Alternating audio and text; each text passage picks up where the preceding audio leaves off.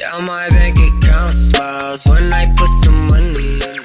Hey guys, what's up? It's Kristen Alexis, your curly career girl, and today I'm doing my third video in my Money Monday series where I'm going to be talking about my career journey. And essentially I wanted to do a video so that you guys understand where I've kind of came from, so that obviously you know a little bit of background about me so that you can understand how to leverage the information I'm sharing with you in my Money Mondays videos. So basically, you know, I wanted to give you some perspective about who I am and what I do. Okay, this is Crixus. He's trying to say hello. Say hello. Say hello. No, I don't want to kiss you. Yeah, this is great. Okay, you got to go. Anywho, let's go ahead and get into it and I guess talk you through my past. I grew up with a single parent home. My mother raised me. I've always seen my mom work. She worked typically for the legislature or the House of Representatives, to be specific. My mom took care of me, and at the time, my little brother Daniel, or Danny as I used to call him, but he might not like to hear that on video. I lived with them and she raised me, and I went to a nice, you know, school district, a very, I guess you'd say, kind of a quiet area, very mixed type of school district. And I was one of those kids where I was just kind of there, didn't really do bad, but didn't really do great. I wasn't terribly focused on my school and my grades and all that good stuff, which is why I definitely try to press it on my children to be more focused than I was. I ended up moving into another school district where I met my kid's father.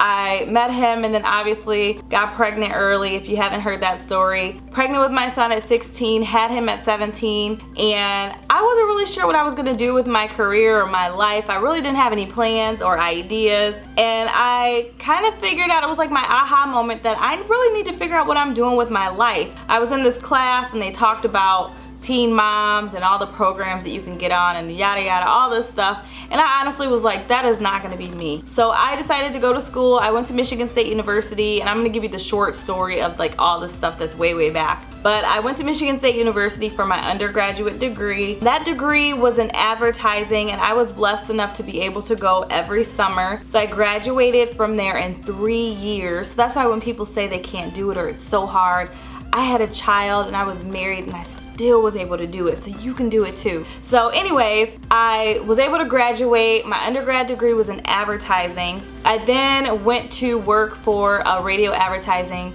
company called Citadel Broadcasting. Worked for Citadel for, gosh, I want to say 10 months.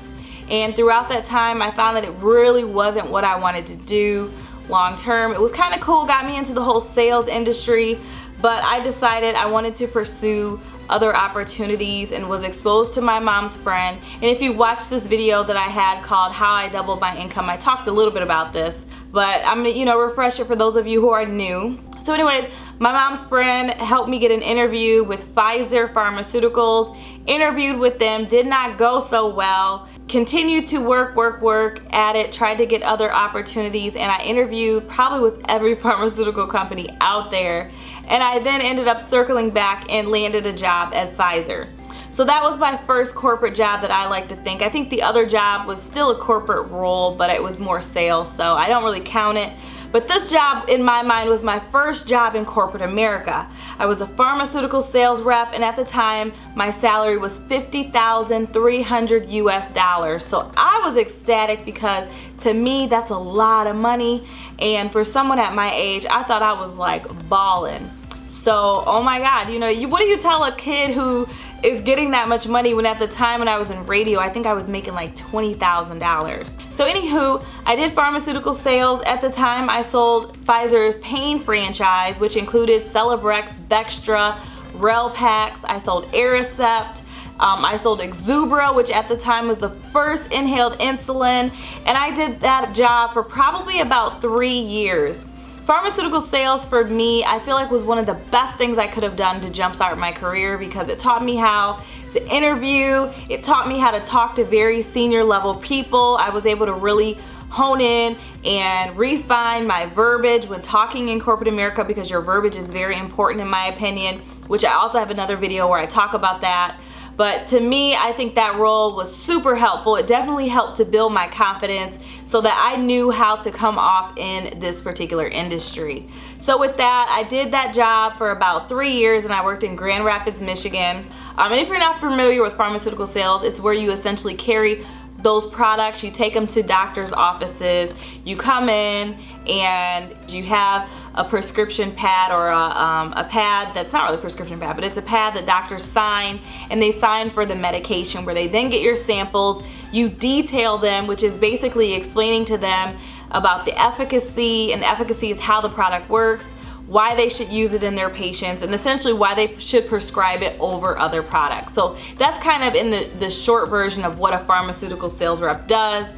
And like I said, I did that job for about 3 years, and then I decided that I wanted to live closer to home, which at the time was in Lansing, Michigan, and that's about an hour from Grand Rapids. So I interviewed with a company called Shearing Plow Pharmaceuticals, where one of my friends had actually gone before me, and I got a role there, and I think that role ended up paying me about $60,000. So I got about a $10,000 raise, or you know what, I think it was like 63, because when I left Pfizer I might have been making like 57.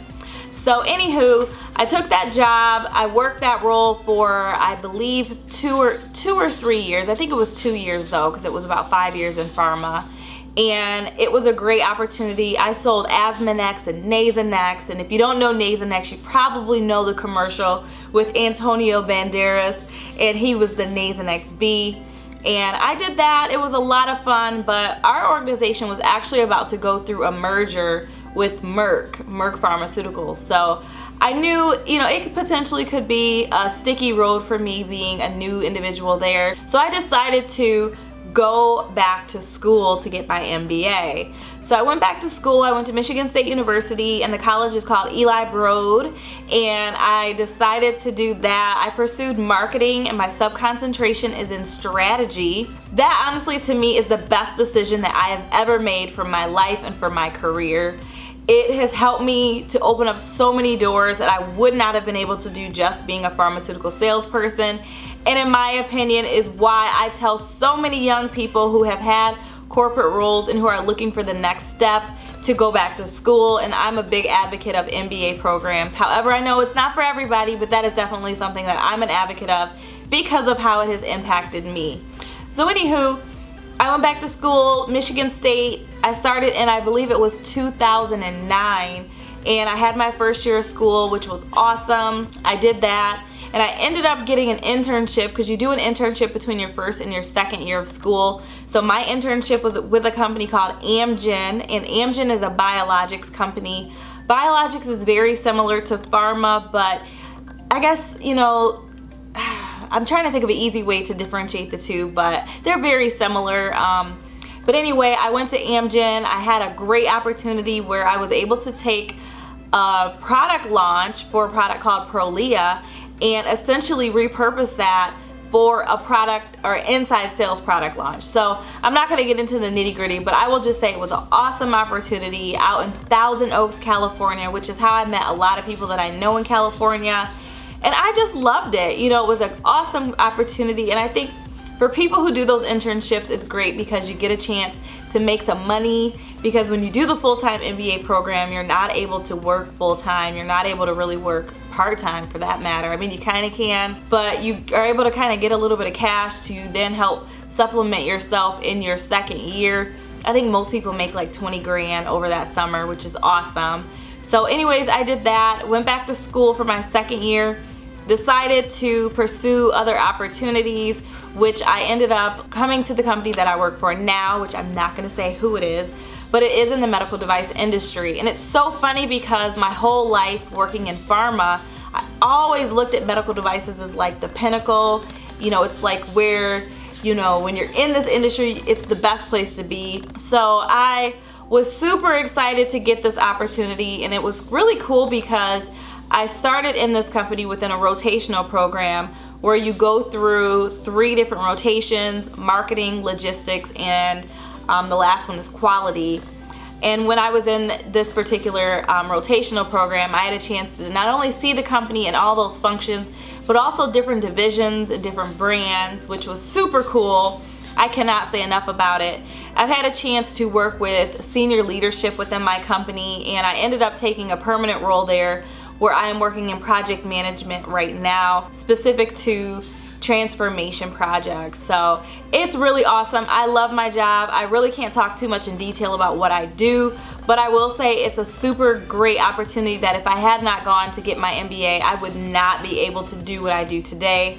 I feel really awesome because I get a chance to work with senior leadership and be exposed to, you know, just things that I would have never known. And that was really the reason why I went back to schools. I wanted to be someone who added value to an organization, and that was like the concept that I always had, is I want to add value where if I was not there, I'd be missed.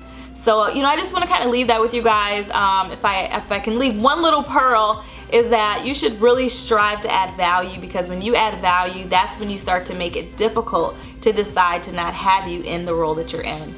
So anywho, that's my career story, my job story, you know, in a short nutshell. When I get asked the question, tell me about yourself, or walk me through your resume, I typically kind of condense that down a little bit and I cut off the high school part. And that's kind of like my career story. So if you are interviewing or going through that process, you should definitely get familiar with how to do that for yourself. But I, again, wanted to share that with you guys because I want you to get familiar with who I am, my background, because I do want to be a resource for you. That's really why I started my YouTube channel, is I want to help and kind of have an opportunity to mentor people through this channel, through this avenue, because if I'm not adding value to your life, it's really, in my mind, leaving kind of a void for me. That's something that I live for. But with that, I'm gonna go ahead and leave you guys go. Be sure to subscribe though if you have not already, so that you do not miss an update in my Money Mondays series, as well as my regular Sunday evenings at 4 p.m.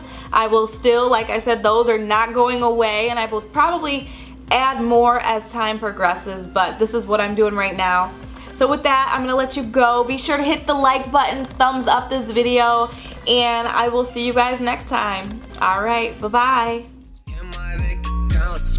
When I put some money in it.